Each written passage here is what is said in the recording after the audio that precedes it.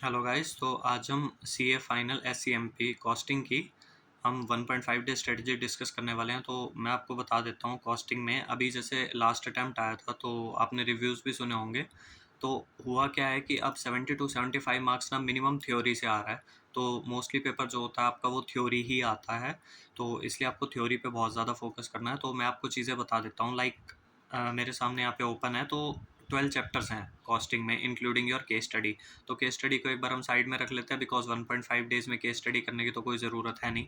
उसके बाद आ जाते हैं आपके बाकी बचे हुए 11 चैप्टर्स। अब 11 चैप्टर्स में से मैं स्टैंडर्ड कॉस्टिंग छोड़ के जाता था। अगर आप करके जाना चाहते हो, आपको बहुत अच्छे से आता है, तभी आप उस पर टाइम लगाना। अदरवाइज आपको आता है या मतलब नहीं आता तो आप छोड़ ही दीजिए। और अगर आपको आता है और आपको कॉन्फिडेंस भी अच्छा है उस पर, तो भी उसे आप लास्ट में करेंगे तो ज़्यादा बेटर रहेगा क्योंकि उससे प्रैक्टिकल क्वेश्चन आना है। ठीक है। तो एक बार इन दो चैप्टर्स को साइड में रख देते हैं, एक आपका केस स्टडी और एक स्टैंडर्ड कॉस्टिंग। अब बचे आपके 10 चैप्टर। अब 10 चैप्टर्स में से आपको मेनली सबसे पहले जो करना है, जैसे आप लॉ का पेपर दे के आएंगे या इनकेस सिर्फ आपका ग्रुप 2 का भी एग्जाम है, तो आपको सबसे पहले जो करना है वो थ्योरी वाले चैप्टर्स करने हैं मेनली। लाइक चैप्टर 1 को एक बार स्किप करें, चैप्टर 2 पहले कर लें जो थोड़े ज़्यादा इंपॉर्टेंट है। तो चैप्टर 2 हो गया आपका मॉडर्न बिजनेस एनवायरनमेंट, चैप्टर 3 हो गया लीन सिस्टम, चैप्टर 4 हो गया कॉस्ट मैनेजमेंट टेक्निक्स। और फिर उसके बाद एक बार चैप्टर 5 को छोड़ दें, चैप्टर 6 कर लें प्राइसिंग डिसीजन। उसमें थ्योरी भी है, प्रैक्टिकल भी है थोड़ा थोड़ा। और उसके बाद चैप्टर 7 जो one of the most important chapters है आपका परफॉर्मेंस मेजरमेंट एंड इवेल्युएशन, वो आपको करना है। उसके बाद एक बार डिविजनल ट्रांसफर प्राइसिंग को भी छोड़ दें और strategic analysis of operating income को भी एक बार थोड़ा पीछे ही रखें। एक आपका चैप्टर आ गया बजटरी कंट्रोल का, इसमें से भी थ्योरी आती है आपकी।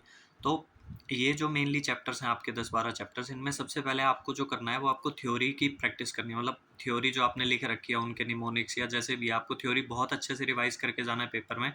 प्रैक्टिकल क्वेश्चंस जो हैं, एक तो आपको जो क्वेश्चंस करने हैं ना कॉस्टिंग में, वो सिर्फ स्टडी मैट के क्वेश्चंस करना है, उससे बाहर कोई क्वेश्चन करने की ज़रूरत नहीं है। हाँ, आपने आरटीपी अगर देख रखी है पहले से, आप देख रहे हो तो वो बहुत अच्छी चीज़ है, लेकिन आपको कॉस्टिंग में स्टडी मैट और आरटीपी के अलावा कुछ भी करने की ज़रूरत नहीं है। तो मैं जो चैप्टर्स आपको बता रहा था, इसमें आपको सबसे पहले थ्योरी वाले चैप्टर्स अच्छे से करने हैं।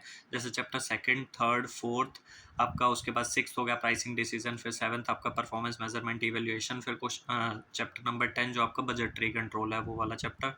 और उसके बाद ना जो प्रैक्टिकल चैप्टर्स हैं उनको थोड़ा पीछे ही रखना, क्योंकि उसमें जो भी क्वेश्चंस आपके होंगे उसको करने के लिए मतलब ये आपके पास उस टाइम लिखने का तो टाइम होगा नहीं। और हाँ, मैं एक चीज़ और आपको बता देता हूँ बीच में, मुझे याद आया कि जैसे 2-3 कंसेप्ट होते हैं आपके। ईवीए का कंसेप्ट है, एक आरओआई का कंसेप्ट है, एक आपका ओईई का कंसेप्ट है।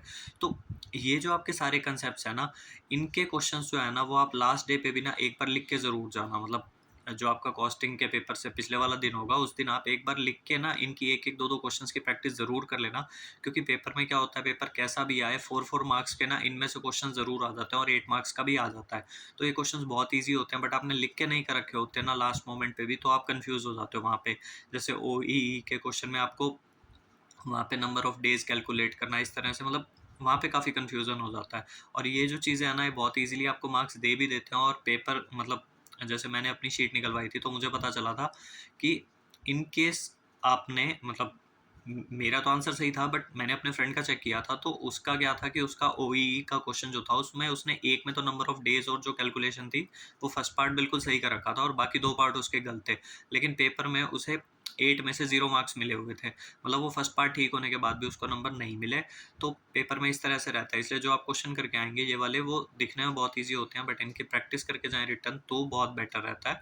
और उसके बाद मैं आपको बताऊँ मेनली जो चीज़ आपको करनी है वो 1.5 डेज़ में अपना थ्योरी का ही ऑडिट करना है। जो निमोनिक्स है उनको अच्छे से पढ़ना है। और कॉस्टिंग के पेपर में जाने से लास्ट के जो 2 घंटे होते हैं उससे पहले के, उसमें आपको फिर से एक बार अपनी थ्योरी रिवाइज़ कर लेनी है। क्योंकि पेपर में आप 4 सवा 4 बजे तक मिनिमम आप थ्योरी ही लिखोगे, बिकॉज़ 75 मार्क्स अगर थ्योरी आ रहा है तो आपके 2 घंटे तो आराम से थ्योरी लिखने में ही निकल जाएँगे। तो इसलिए आपको थ्योरी ही बहुत अच्छे से करनी है। और जैसे चैप्टर 2, 3, 4 हैं, इनमें आपकी थ्योरी के साथ जो प्रैक्टिकल क्वेश्चन है वो भी आप साथ-साथ रिवाइज़ कर लेना। फिर 2, 3, 4 चैप्टर करने के बाद आप 6 चैप्टर कर लेना प्राइसिंग डिसीजन। फिर आप 7 चैप्टर कर लेना परफॉर्मेंस मेजरमेंट एंड इवैल्यूएशन। और फिर उसके बाद आप अपना बजटरी कंट्रोल का चैप्टर कर लेना। तो इस तरह से मेनली ये जो आपके चैप्टर्स हैं इनमें थ्योरी है मेनली और थोड़ा बहुत प्रैक्टिकल है। तो ये वाले चैप्टर्स आपको करने हैं। उसके बाद जो आपके चैप्टर्स बचते हैं, जैसे डिसीजन मेकिंग है, ये एक प्रैक्टिकल चैप्टर है। ट्रांसफर प्राइसिंग का चैप्टर है, ये एक प्रैक्टिकल चैप्टर है। तो इन 2 चैप्टर्स को बिल्कुल लास्ट में ही रखना और मतलब इनके थ्योरी पार्ट तो अच्छे से कर लेना, मतलब थोड़ा बहुत थ्योरी आई थिंक एक आधे क्वेश्चंस में होगी जो भी थ्योरी, तो वो आपको अच्छे से देख लेनी है। प्रैक्टिकल बस जितना स्टडी मैट में उतना कर लेना, वो भी रिवाइज हो पाए तो ठीक है, नहीं तो कोई इशू नहीं है। क्योंकि कई बार क्या होता है, जैसे टीपी है तो पेपर में उसका क्वेश्चन अगर बाहर से आएगा ना, तो बिल्कुल ऐसा आएगा कि फिर आपको वहीं बैठ के बनाना पड़ेगा। तो आप कितनी भी प्रैक्टिस करके चले जाओ, वहाँ क्वेश्चन आपको बनाने में टाइम लगेगा क्योंकि बाहर से क्वेश्चन आएगा। तो इसलिए बेटर यही है कि अपनी थ्योरी पे फोकस करें, जो चीज़ आपको आती है, जिस चीज़ में से आपको डायरेक्टली नंबर मिल सकते हैं, उस चीज़ पे फोकस रखें। और फिर आपका जैसे चैप्टर 1 हो गया, तो चैप्टर 1 को मतलब बाकी जो थ्योरी के चैप्टर्स हैं, जो मेन जो मैंने आपको चैप्टर्स बताया, उनके बाद चैप्टर 1 को कर लेना, क्योंकि हो सकता है उसमें से क्वेश्चन आए और हो सकता है उसमें से ना आए। तो इसलिए उसको थोड़ा पीछे ही रखना रिवाइज करते टाइम।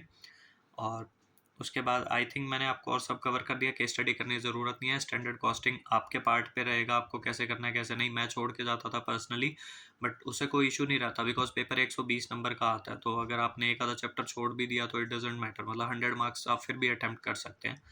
तो ये चीज़ है। और हाँ, strategic analysis of operating income है, इस चैप्टर को भी आपको करके जाना है। तो मतलब इसमें आप जनरली अगर किसी का एबीसी एनालिसिस फॉलो करें या ना करें, ऑलमोस्ट हर चैप्टर से क्वेश्चन आता है, तो कोई गारंटी नहीं रहती कि किस चैप्टर से आएगा किस चैप्टर से नहीं आएगा। बस मेनली यही है कॉस्टिंग में, कि सिर्फ थ्योरी पे फोकस रखें अपना, और थ्योरी बहुत अच्छे से करके जाएं, बिकॉज पेपर में अब ज़्यादातर थ्योरी आ रही है, तो आपको मार्क्स वहीं से मिलेंगे।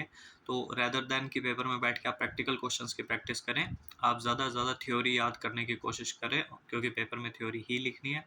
बाकी आपको कोई भी डाउट हो, आप मुझे कमेंट बॉक्स में कमेंट कर सकते हैं। Thank you so much.